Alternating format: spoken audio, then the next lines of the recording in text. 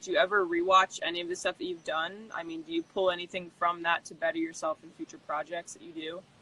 Oh yeah, because it usually comes back in weird ways. Like I don't know, I'll be out buying food or something, and someone walks up to me and they're like, you know what I thought about this, and I'm like, interesting, and I go back and I watch it. I'm like, wow, I never knew they saw it that way.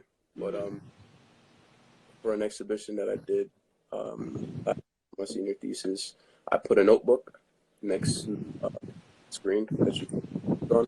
A lot of people wrote like lines and lines of like really deep shit that I didn't even consider while making the work because everybody's has a unique perspective. So it's always a critique of content and like quality, and they both like always they're two extremes. It's like it's really great, but I don't cringe anymore. So like I guess that's progress.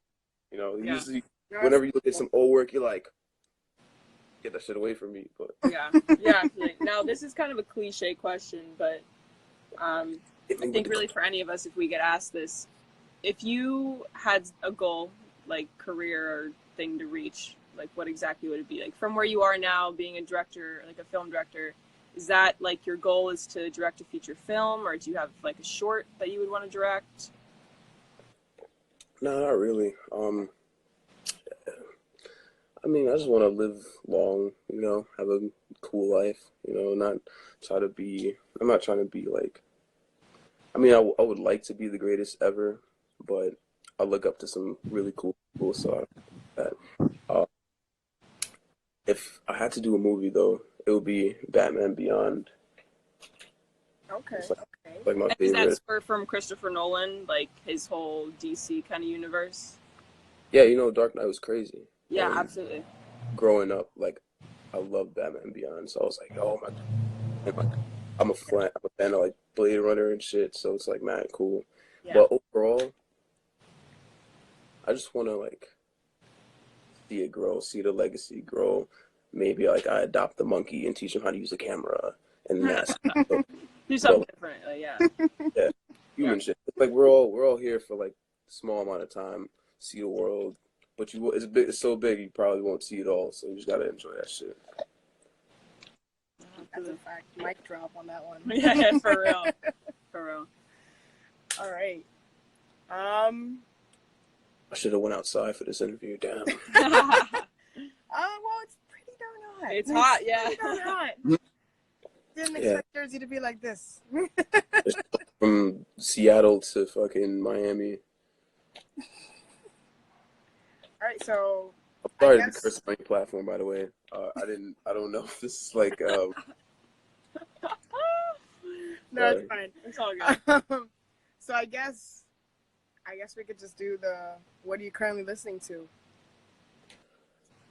I love asking that question. Let's just ramble about music. It could be artists that you currently listen to, a new album, songs, anything, honestly. Album, I listened to the new Freddie Gibbs album with Madlib, and yeah, it's great. I think it's gonna win the Grammy. What else am I listening to? I'm listening to a lot of, um, you know, music that features guitar instrumentation, piano. Kiefer's album, Happy Sad, that's a real banger right now for me in my heavy rotation. It's a lot. And yeah, just like some podcasts, some Oprah, audiobooks.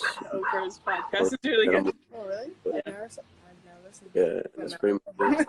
I guess to branch off on this question, because I think like the more I think about it, I do this a lot, or I think, do you have a certain instrument that inspires you?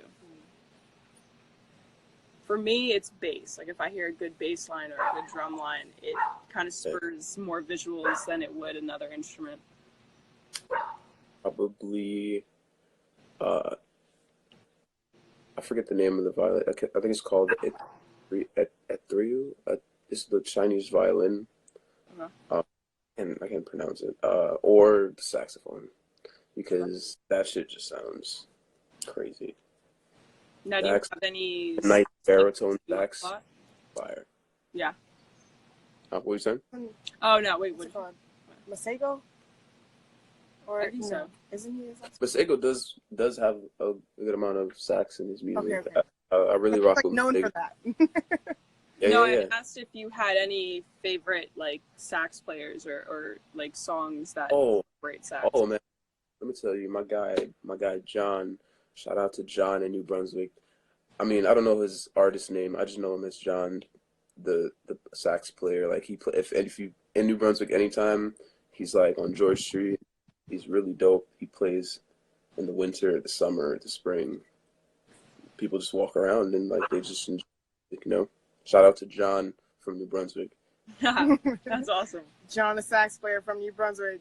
maybe, Yeah. maybe we'll get him on here. Oh yes, the sun's kind of low. And then Now, do you have a certain decade of music that you listen to a lot? Because I feel like with the sax era, that was like, 40s, 50s, do you have a specific era that you listen to heavily over another? Yeah, I'm lucky to have like a very like cultured family because my entire family's from the Caribbean, Jamaica to be specific.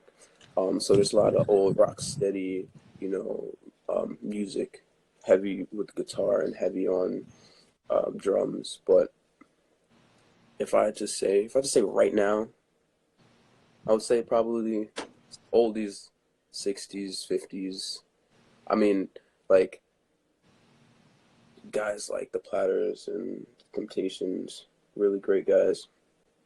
I just love that layering and collaboration of voices to make something I sound wish we great. still had that in 2019 because, like, I mean, even the girl bands like the Supremes and the Yeah. Temptations and all them, like, it was Mhm. such a interesting time in music because I feel like now you get boy bands, but you don't get that certain kind of harmony that they Yeah. brought, you know? Yeah. Like, I listen to the Temptations and one song that my mind immediately goes to is like, Honey Pie Sugar Punch. Like that was just such a song that like affected that decade. But if you listen to it, it was just done so well between those four guys, harmony wise, and matched with the song so well. And that's something I miss because I feel like it definitely it's a certain type of music that kind of makes you feel kind of warm. Like I always related to like a feeling of warmth.